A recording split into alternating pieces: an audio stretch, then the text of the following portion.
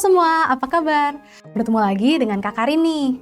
Di video sebelumnya, kita sudah bahas mengenai sistem kerja otot, sistem peredaran darah, dan sistem penggolongan darah pada manusia. Kalian sudah paham belum? Nah, kali ini kita akan melanjutkan pembahasan tentang sistem-sistem lainnya yang ada pada tubuh kita. Apa saja ya? Dan bagaimana fungsinya bagi tubuh? Yuk kita lanjutkan dari sistem pencernaan pada manusia.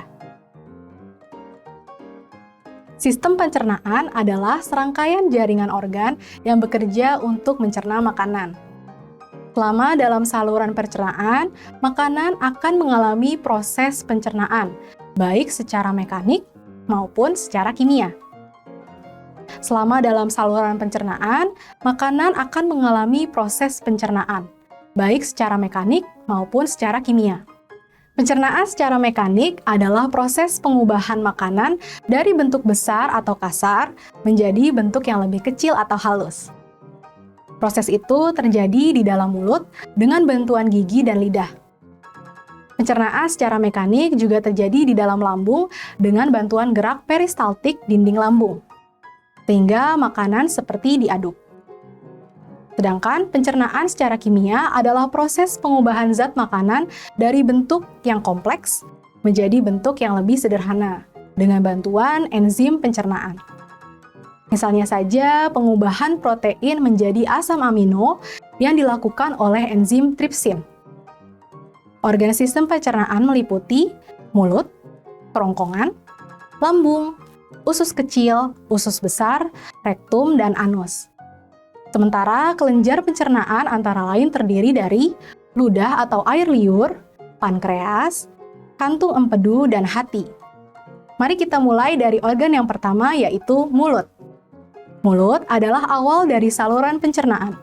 Faktanya, proses pencernaan manusia dimulai bahkan sebelum proses menggigit. Kelenjar ludah menjadi aktif saat seseorang melihat dan mencium hidangan makanan. Setelah mulai makan, mulut akan mengunyah makanan menjadi potongan-potongan yang lebih kecil agar mudah dicerna. Air liur pun bercampur dengan makanan untuk mulai memecahnya menjadi bentuk yang dapat diserap dan digunakan tubuh. Saat menelan, lidah memasukkan makanan ke tenggorokan dan ke kerongkongan.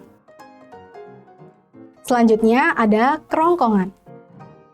Kerongkongan terletak di tenggorokan dekat trakea. Kerongkongan akan menerima makanan dari mulut saat proses menelan. Epiglottis adalah lipatan kecil yang terdapat di tenggorokan saat seseorang menelan untuk mencegah terjadinya tersedak ketika makanan masuk ke tenggorokan. Organ yang berikutnya yaitu lambung. Lambung adalah organ berongga yang berfungsi untuk menyimpan makanan saat sedang dicampur dengan enzim pencernaan. Enzim ini melanjutkan proses memecah makanan menjadi bentuk yang dapat digunakan. Sel-sel di dalam lapisan lambung akan mengeluarkan asam kuat dan enzim kuat yang bertanggung jawab untuk proses pemecahan makanan. Ketika makanan sudah diproses, sisanya kemudian dilepaskan ke usus kecil. Selanjutnya ada usus halus. Usus halus adalah tabung berotot sepanjang 22 kaki atau sekitar 8,25 meter yang berfungsi memecah makanan menggunakan enzim yang dilepaskan oleh pankreas dan empedu dari hati. Pada usus halus terdiri atas usus 12 jari, usus kosong, dan usus penyerapan. Ketiga bagian usus tersebut akan bekerja bersama-sama untuk menyelesaikan pencernaan makanan agar menjadi bagian-bagian kecil yang diserap ke dalam pembuluh darah usus. Kemudian ada pankreas. Pankreas dapat menghasilkan enzim pencernaan ke dalam usus 12 jari yang memecah protein, lemak, dan karbohidrat. Pankreas juga memproduksi insulin dan meneruskannya langsung ke aliran darah. Insulin adalah hormon utama dalam tubuh untuk metabolisme gula. Organ selanjutnya yaitu hati. Hati memiliki banyak fungsi, tetapi tugas utamanya dalam sistem pencernaan adalah memproses nutrisi yang diserap dari usus kecil. Empedu dari hati yang dikeluarkan ke usus halus juga memainkan peran penting dalam mencerna lemak dan beberapa vitamin. Hati juga berfungsi mendetoksifikasi bahan kimia berbahaya atau beracun. Berikutnya yaitu kantung empedu. Kantung empedu berfungsi menyimpan dan memekatkan empedu dari hati, dan kemudian melepaskannya ke dalam usus 12 jari di usus kecil untuk membantu menyerap dan mencerna lemak. Selain usus halus, ada juga usus besar. Usus besar adalah tabung berotot sepanjang kurang lebih 1,82 meter yang menghubungkan usus kecil ke rektum. Usus besar antara lain terdiri dari cecum, colon ascendens, colon transversum, colon descendens, dan colon stigmoid yang terhubung ke rektum. Usus ini bertanggung jawab untuk memproses limbah yang tersisa dari proses pencernaan. Limbah atau kotoran dilewatkan melalui usus besar dengan cara peristaltik. Pertama dalam keadaan cair dan akhirnya dalam bentuk padat. Kotoran kemudian disimpan dalam usus stigmoid yang berbentuk S sampai ada dorongan untuk mengosongkannya. Gerak peristaltik lalu akan mendorong tinja ke dalam rektum sekali atau 2 kali sehari hingga dikeluarkan melalui anus. Organ selanjutnya ada rektum. Rektum adalah ruang lurus 8 inci yang menghubungkan usus besar ke anus. Tugas rektum adalah menerima tinja dari usus besar dan mengirim sinyal ada tinja yang harus dievakuasi atau dibuang keluar dan memegang tinja sampai evakuasi terjadi. Dan organ terakhir adalah anus. Anus adalah bagian terakhir dari saluran pencernaan. Organ ini berbentuk saluran sepanjang 2 inci atau 5,08 cm yang terdiri dari otot-otot dasar panggul dan 2 sfinkter anal. Anus dikelilingi oleh otot-otot sfinkter yang penting dalam memungkinkan mengontrol pengeluaran tinja. Otot dasar panggul menciptakan sudut antara rektum dan anus yang dapat menghentikan tinja keluar ketika itu tidak seharusnya. Sfinkter internal selalu kencang, kecuali ketika feses memasuki rektum. Hal ini berfungsi agar seseorang bisa mencegah BAB tanpa disadari ketika tidur atau tidak menyadari kehadiran feses. Nah, setelah mengetahui organ-organ pada sistem pencernaan manusia, berikutnya kita akan bahas mengenai sistem saraf pada manusia. Sistem saraf merupakan salah satu bagian yang menyusun sistem koordinasi yang bertugas menerima rangsangan, kemudian menghantarkan rangsangan ke seluruh bagian tubuh, serta memberikan respon terhadap rangsangan tersebut. Pengaturan penerima rangsangan dilakukan oleh alat indera. Pengolahan rangsangan dilakukan oleh saraf pusat. Kemudian meneruskan untuk menanggapi rangsangan yang dapat dilakukan oleh sistem saraf dan alat indera. Komponen sistem saraf terdiri dari sel saraf atau neuron, sel saraf pusat, dan sistem saraf tepi. Kita mulai dari sel saraf atau neuron. Neuron adalah sel yang memiliki kemampuan menerima impuls dan menghantarkan impuls. Neuron yang ada pada manusia jumlahnya triliun. Sel-sel neuron tidak mengalami pembelahan sel. Jika sudah mati atau rusak, maka neuron tidak dapat diganti. Dalam neuron ada 3 bagian, yakni badan sel, dendrit, dan akson. Bagian pertama yaitu badan sel. Badan sel terdiri dari inti sel, anak inti sel, dan sitoplasma yang mengandung substansi kromatik yaitu badan nisel, serta serabut halus pada badan neuron dan disebut neurofibril. Badan nisel akan tampak jika dilihat memakai mikroskop elektron seperti retikulum endoplasma granular yang tersusun sejajar antara yang satu dengan yang lain. Bagian kedua yaitu dendrit. Dendrit adalah serabut pendek bercabang yang merupakan tonjolan dari sitoplasma. Pada dendrit memiliki badan nisel atau mitokondria. Fungsi dendrit adalah menghantarkan impuls ke badan sel. Bagian ketiga yaitu akson. Akson adalah serabut panjang dari badan sel dan memiliki fungsi menghantarkan impuls dari badan sel menuju ke akson. Serabut akson itu tipis dan bentuknya panjang. Di dalamnya ada mitokondria neurofibril, tapi tidak ada badan nisel. Maka tidak terlibat sintesis protein. Akson diselubungi substansi lemak warna putih kekuningan dan itu disebut selubung mielin. Selubung mielin berfungsi untuk isolator yang melindungi akson pada tekanan dan luka. Itu juga memberi nutrisi pada akson dan mempercepat jalannya impuls. Berdasarkan fungsinya, neuron memiliki 4 macam, yakni neuron sensorik, neuron motorik, neuron konektor, dan impuls saraf. Pertama, neuron sensorik merupakan sel saraf yang memiliki fungsi untuk menghantarkan impuls dari alat indera menuju otak. Kedua, neuron motorik memiliki fungsi untuk membawa impuls dari otak atau sumsum tulang belakang menuju efektor seperti otot atau kelenjar dalam tubuh. Ketiga, neuron konektor merupakan neuron berkutub banyak yang memiliki dendrit dan akson banyak. Neuron konektor memiliki fungsi meneruskan rangsangan dari neuron sensorik ke neuron motorik. Dan keempat, impuls saraf, atau disebut juga rangsang saraf, adalah pesan saraf yang dialirkan sepanjang akson dalam bentuk gelombang listrik. Bila saraf tidak menghantarkan impuls, maka serabut tersebut dalam keadaan istirahat. Salah satu sifat neuron yaitu permukaan luar bermuatan positif, sedangkan permukaan dalam bermuatan negatif. Alur impuls saraf adalah saraf dalam keadaan istirahat, serabut saraf dalam keadaan polarisasi yaitu permukaan membran luar bermuatan positif, sedangkan membran dalam bermuatan negatif. Saraf dirangsang di suatu tempat tertentu, maka terjadi depolarisasi, yaitu permukaan luar bermuatan negatif, sedangkan permukaan dalam bermuatan positif. Antara daerah yang mengalami depolarisasi dengan daerah polarisasi akan timbul aliran listrik lokal. Arus tersebut menyebabkan depolarisasi di daerah sebelahnya, lalu diikuti arus lokal dan depolarisasi di daerah sebelahnya. Demikian seterusnya.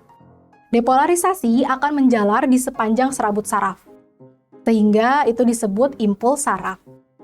Wah, semakin menarik ya pembahasan kita kali ini. Masih semangat kan menyimak penjelasan kakak? Nah, berikutnya kita menuju sistem ekskresi pada manusia. Manusia dalam kesehariannya akan mengeluarkan zat-zat sisa yang tidak lagi diperlukan oleh tubuh. Proses ini biasa dikenal dengan ekskresi. Zat-zat sisa yang dibuang pada makhluk hidup seperti karbon dioksida, urea, racun, dan lainnya. Jadi, tubuh kita memiliki organ-organ penting seperti paru-paru, hati, ginjal, dan kulit yang disebut sistem ekskresi. Fungsi sistem ekskresi pada manusia adalah melakukan proses pembuangan zat-zat beracun, sisa metabolisme tubuh, dan menjaga keseimbangan cairan dalam tubuh kita. Misalnya, karbon dioksida. Tubuh kita memproduksi CO2 karena metabolisme respirasi sel dan nitrogen yang berasal dari hasil metabolisme protein. Kedua zat ini sudah tidak dibutuhkan lagi sama tubuh kita. Sehingga jika tidak dikeluarkan, maka zat tersebut akan jadi racun di dalam tubuh. Kalau tubuh terlalu banyak karbon dioksida, zat tersebut bisa menurunkan pH darah dan akhirnya darah akan jadi lebih asam. Jika sudah begini, tubuh akan mengalami asidosis yang ditandai dengan rasa mual, pusing, sakit kepala, dan rasa tidak nyaman lainnya. Makanya sebelum zat-zat semacam karbon dioksida ini menumpuk dan jadi racun dalam tubuh, paru-paru sebagai organ ekskresi mengeluarkan zat beracun tersebut. Bentuknya bisa berupa gas atau cairan hasil sampah metabolisme tubuh. Ada 4 organ sistem ekskresi dalam tubuh kita, yaitu paru-paru, hati, ginjal, dan kulit. Yang pertama, paru-paru. Paru-paru merupakan bagian dari sistem ekskresi manusia. Paru-paru sebagai organ ekskresi mengeluarkan karbon dioksida dan uap air saat kamu bernapas melalui hidung atau mulut. Ketika menghirup udara, paru-paru akan memasukkan oksigen, kemudian mengeluarkan karbon dioksida beserta uap air. Udara yang masuk melalui hidung akan masuk menuju trakea melalui tenggorokan, Dan dari sana, udara akan dipilah ke saluran-saluran udara atau bronkus dan memasuki paru-paru. Udara yang kita hirup akan diubah lagi ke dalam bronkeolus menuju kantung udara atau alveolus. Di sini terjadi pertukaran antara oksigen dan karbon dioksida. Oksigen dalam alveolus kemudian akan diserap oleh pembuluh darah, disalurkan ke jantung. Oksigen kemudian dipompa oleh jantung menuju sel-sel tubuh.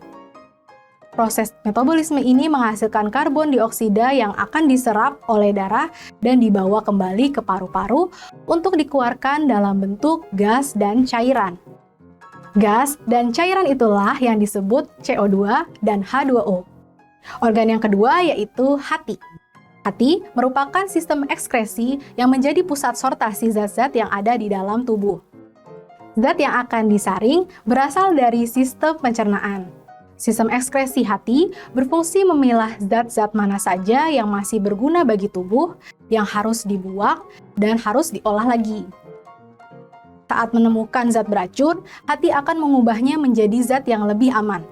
Contohnya, saat mengkonsumsi makanan berprotein. Zat protein bakal dicerna menjadi asam amino. Asam amino dibutuhkan untuk memperbaiki sel pada tubuh. Nah, asam amino ini mengandung nitrogen, jadi ketika asam amino sudah diserap tubuh, nitrogen yang terkandung bakal terlepas. Sistem ekskresi hati memisahkan nitrogen dari asam amino yang kemudian bergabung dengan zat lain. Nitrogen kemudian diubah menjadi NH3 bersama amonia yang diubah lagi menjadi urea. Zat urea ini kemudian masuk ke ginjal untuk kemudian dibuang bersama urin. Organ yang ketiga yaitu ginjal. Sistem ekskresi yang satu ini terletak di belakang rongga perut, tepatnya di kanan dan kiri tulang belakang. Letak ginjal kanan lebih rendah dari ginjal kiri karena memberi ruang untuk hati. Bentuk ginjal sekilas mirip kacang merah, tapi dengan ukuran yang jauh lebih besar. Ukurannya hampir sama dengan kepalan tangan kita atau sekitar 10 cm dan memiliki berat kurang lebih 100-175 gram, tergantung dari umur dan jenis kelamin. Dalam sistem ekskresi tubuh, ginjal berfungsi menyaring zat-zat sisa metabolisme dalam darah, terutama dari hati. Ginjal juga berfungsi mengolah zat-zat beracun tersebut menjadi cairan bernama urin. Urin ini kemudian akan disalurkan melalui ureter, kandung kemih, dan akan dikeluarkan melalui uretra. Selain itu, ginjal juga berfungsi untuk membuang gula darah yang melebihi kadar normal dan mengatur keseimbangan kadar garam, asam, dan basa dalam tubuh. Dan organ ekskresi yang terakhir yaitu kulit. Selain melalui ginjal, sampah metabolisme juga dikeluarkan melalui kulit.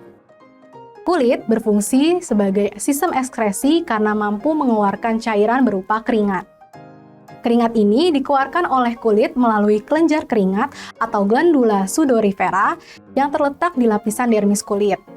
Kelenjar keringat akan mengeluarkan 5-10% cairan dari seluruh sisa metabolisme tubuh.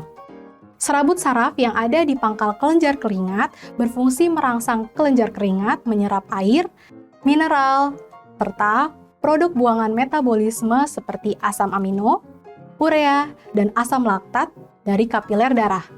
Semua zat tersebut akan bercampur dan menjadi keringat yang akan dikeluarkan ke permukaan kulit. Nah, selanjutnya kakak akan menjelaskan sistem yang terakhir yaitu sistem hormon pada manusia. Tubuh manusia terdiri dari berbagai macam hormon yang memiliki fungsi masing-masing. Semua hormon harus pada porsi seimbang agar tidak menimbulkan efek buruk bagi tubuh. Ada 10 macam hormon yang penting dalam tubuh manusia. Hormon yang pertama adalah melatonin. Hormon ini diproduksi di kelenjar pineal dan berfungsi sebagai antioksidan dan mengontrol tidur. Kedua, serotonin. Hormon serotonin diproduksi di saluran pencernaan. Hormon ini berfungsi mengontrol mood atau suasana hati, nafsu makan, dan tidur. Ketiga, tiroid. Hormon tiroid diproduksi di kelenjar tiroid. Hormon ini berfungsi untuk peningkatan tingkat metabolisme basal dan mempengaruhi sintesis protein. Keempat, adrenalin. Hormon adrenalin diproduksi di medula adrenal. Hormon ini berfungsi untuk meningkatkan pasokan oksigen dan glukosa ke otak dan otot, yaitu dengan meningkatkan denyut jantung, meningkatkan katalisis dari glikogen dalam hati, kerusakan lipid dalam sel lemak, serta menekan sistem kekebalan. Hormon kelima yaitu dopamin. Hormon ini berfungsi untuk meningkatkan denyut jantung dan tekanan darah, menghambat pelepasan prolaktin dan TRH dari hipofisis anterior. Keenam, gastrin. Hormon ini diproduksi di duodenum atau usus 12 jari yang berfungsi untuk sekresi asam lambung oleh sel parietal. Ketujuh, ada hormon pertumbuhan atau HGH. Hormon ini diproduksi di pituitari anterior dan berfungsi merangsang pertumbuhan dan reproduksi sel, melepaskan faktor pertumbuhan 1 mirip insulin dari hati. Hormon yang kedelapan yaitu insulin. Hormon ini diproduksi di pankreas dan berfungsi untuk pengambilan glukosa, glikogenesis, dan glikolisis di hati dan otot dari darah. Kesembilan, ada hormon testosteron.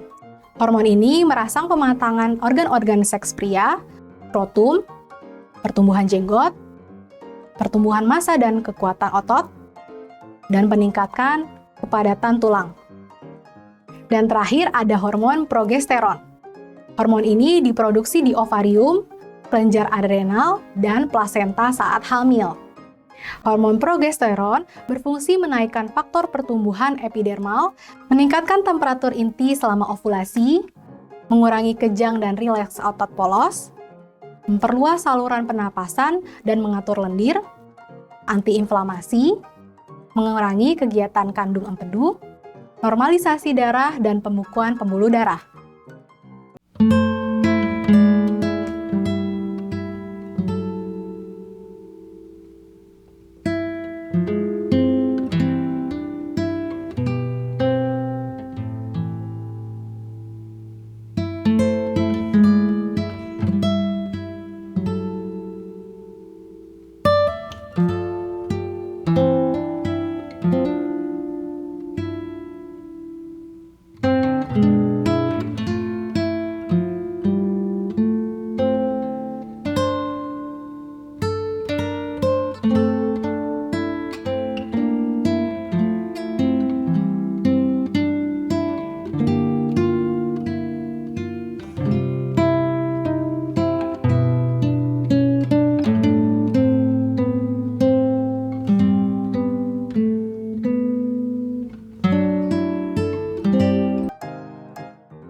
Oke Sobat 100, itu tadi penjelasan lengkap mengenai sistem yang ada di tubuh kita.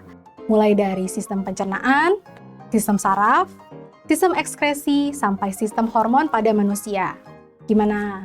Jadi lebih paham kan? Nah, di video-video berikutnya kita akan bahas materi yang lebih menarik lagi pastinya. Sampai sini dulu pembahasan kita kali ini. Kak Karin pamit undur diri.